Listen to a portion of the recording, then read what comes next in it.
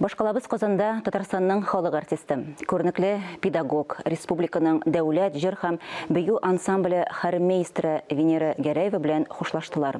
Аңа 77 яшь иде. Мәрхүмәне соңгы елга озатырга туганнары, якташлары, коллегалары һәм аның зур байлыгы шәкертләре килгән иде. Венера Гәрәева үзенең туган ягы Саба районы Өчиле авылында җирләнде.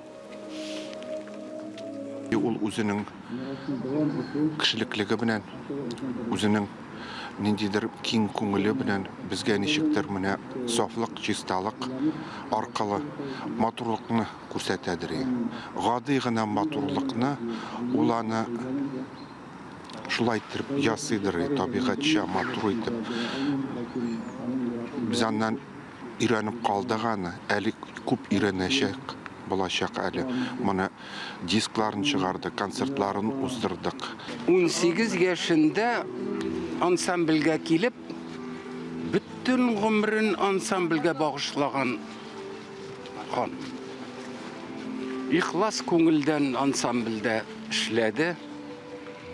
Ул ярдәмчел, ачык күңелле, кеше бәхетеннән көнләшми торган, үзен шәгенә яши торган бер ханым иде.